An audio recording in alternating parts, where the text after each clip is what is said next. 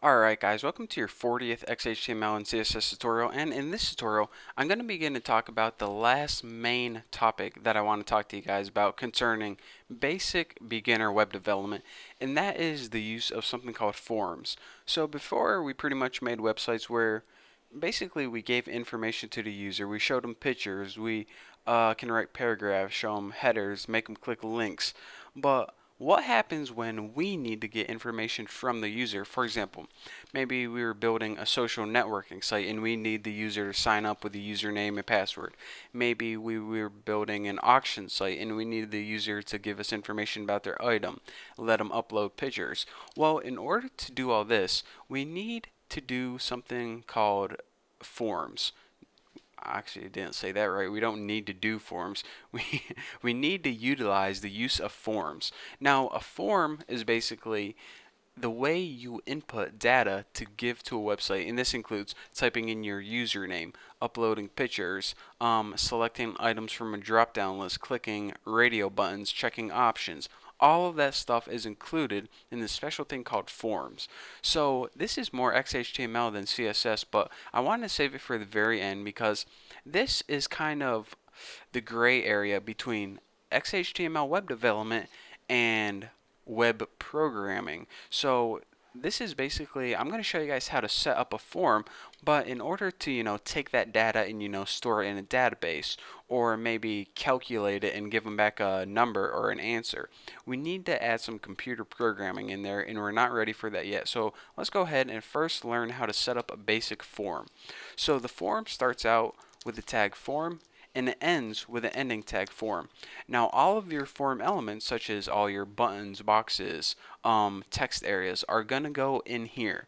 So, for example, let me introduce you guys to the most basic type of input, and that is just a plain text box. It's an area where the user can type just regular text. For example, if you want them to enter their email or pick a username, this is where you would do that. So, for example, you might have something like put username, where the user can choose your username. So go ahead and write it so they know what the text box is for.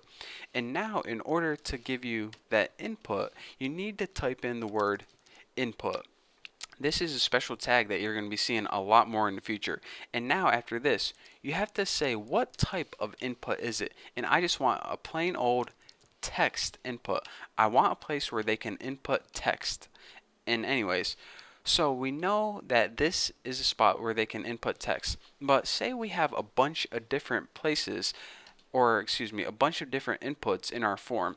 We need to tell our browser which one this is. So let's just go ahead and give it an ID, but instead of ID, we actually give it a name. So since this is the input for username, just go ahead and put username.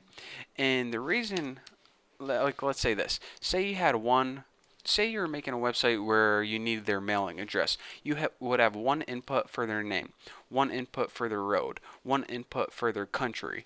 So you would have three different inputs, and the way you differentiate them is through the name. So anyways, let's go ahead and save this, refresh it, and see what we got. Here is that username, just text username, and here is that input box. So now the user can go ahead and type in whatever they want. Let's see, D.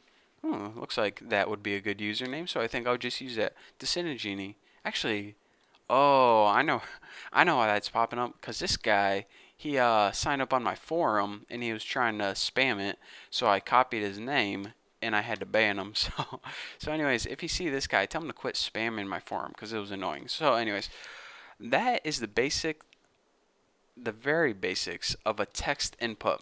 But if you're saying, alright, I mean, that's pretty cool, but I just want a little more control over what it looks like.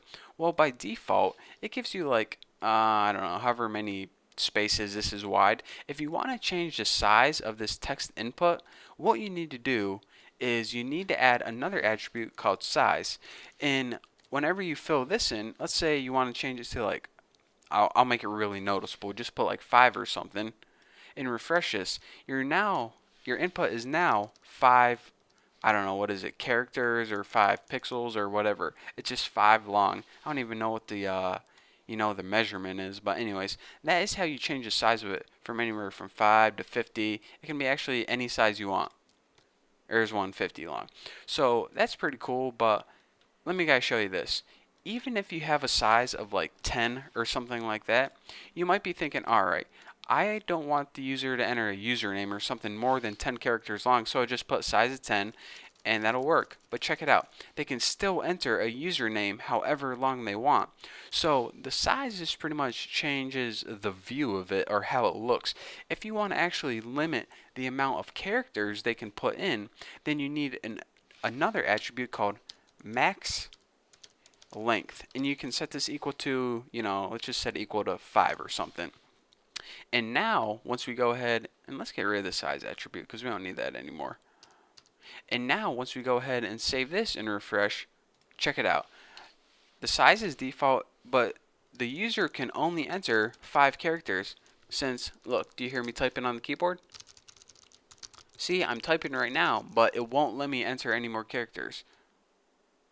See, 5 at most. So anyways, size is for how it looks. Max length is for how many characters do you want them to enter. And the last thing I want to talk to you guys about is another attribute in the last attribute called value. If you want to populate this box with something by default, you need to throw in a value. So for example, if you go ahead and refresh this right now, by default your box is going to be empty, and that's because by default your value is empty. If you want something like enter name here and save it, by default whenever they load the page, this is going to pop up right there, enter name here. So you can, if you want to give them a description of what they're supposed to do on that text box, I usually put something to the left hand side, and that's usually good enough. But you can also put something in the middle, or maybe this will be more useful if you're like, let's say if you're making a website to, like New York's bands to sign up or something, and by default you say choose your state and it says New York in there by default because most of your users are going to be from New York. It saves them a little trouble, but still I like to leave it blank, let them fill in their own data. But anyways, that is how you use the basics of a form and also a text input. In the next couple tutorials I'm going to be teaching you guys about different kinds of input because there's a lot to go over in forms. But stick with me guys, we're almost done learning the basics of web design. So I'm excited and you guys should be too. So thank you guys for watching. Don't forget to subscribe and I'll see you guys next video.